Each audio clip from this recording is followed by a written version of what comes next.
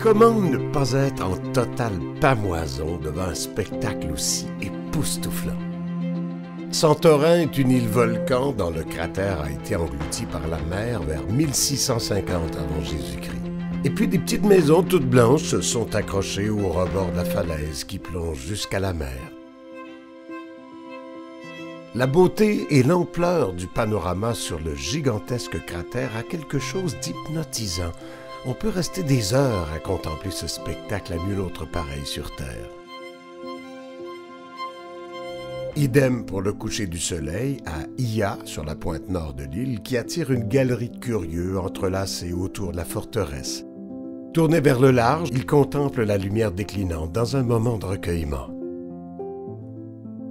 L'autre côté de l'île descend en pente douce vers de magnifiques plages de sable noir qui nous permet de prendre une pause rafraîchissante entre deux visites. Fira, la capitale, trône au sommet de l'île à 300 mètres au-dessus de la mer. La coupe de l'escarpement montre bien les différentes couches géologiques du cratère et les terrasses qui s'y agrippent ont vraiment l'air de tenir en équilibre au-dessus du vide. Un téléphérique nous descend sur le petit port tout en bas de la falaise. L'itinéraire de Traditour nous entraîne aussi à l'écart des foules à Pyrgos, un petit village perché sur une colline en plein centre de l'île. On y a pris l'apéro et un bon souper les yeux tournés vers l'horizon en cette fin de journée mémorable. Ce tableau de Santorin surplombant la mer restera gravé dans ma mémoire au rayon des images les plus puissantes de tous mes voyages. Un bateau rapide nous transporte sur l'île de Paros, un havre de paix avec ses maisons blanches au bord de mer et ses petits ports de pêche. En flânant dans les rues bordées de bougainvilliers, on découvre tout le charme discret de ces petits hameaux où la vie s'écoule tranquille hors des sentiers touristiques. Traditour nous a organisé une croisière mémorable sur l'île d'Antiparos. Pendant que le bateau vogue vers le large, l'ambiance est douce à bord et la bonne humeur est contagieuse. L'eau d'un bleu soyeux presque irréel est une invitation à la baignade dans une anse paisible.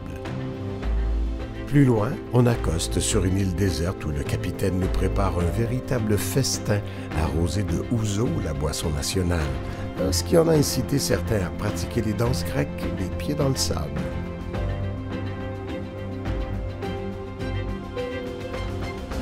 C'est en avion, depuis Athènes, que Traditour nous amène en Crète, la plus grande île de l'archipel grec. On visite la Canée et son ravissant port entouré de terrasses où on a pris une bouchée avant de se perdre en petits groupes dans ces quartiers pittoresques marqués par l'architecture flamboyante laissée par les Turcs et les Vénitiens. On croise des locaux affairés à leurs occupations quotidiennes et des commerçants fort sympathiques.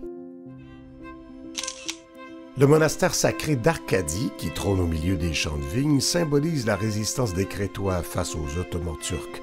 Ceinturée de hauts murs, l'église de style Renaissance rappelle l'occupation vénitienne. Mykonos, l'incarnation de la féerie des îles grecques. On la reconnaît tout de suite avec ses célèbres moulins qui dominent la ville et son port coloré. D'abord découverte par des peintres dans les années 50, elle est devenue une destination festive avec ses nombreux bars sur le bord de l'eau, comme ici dans la Petite Venise, où les vagues se brisent pratiquement sur les pieds de votre table, et ses boîtes de nuit qui attirent les fêtards du monde entier. Mykonos est aussi réputée pour ses magnifiques plages, une trentaine aux quatre coins de l'île. Certaines très huppées, d'autres plus familiales, mais toutes avec de l'eau cristalline qui donne vraiment le goût de s'élancer dans les flots, comme l'a fait notre groupe.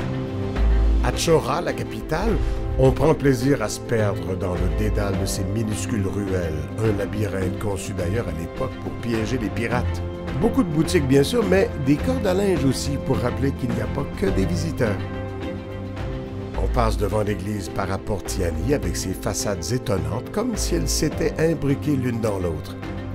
On croise cet immense pélican nonchalant qui est devenu la mascotte de l'île. Puis, on aboutit sur le front de mer. C'est de là qu'on s'embarque pour une excursion de quelques heures sur l'île de Délos, qui fut dans l'Antiquité le centre du monde, car les Romains en avaient fait une plaque tournante du commerce en Méditerranée un peu avant Jésus-Christ. On y trouve une centaine de sanctuaires, dont celui d'Apollon, qui est né ici. La journée s'étire sur Mykonos. On s'agglutine aux terrasses du port pour voir le soleil descendre sur les Cyclades, cette poignée de cailloux magnifiques dispersés dans la mer Égée.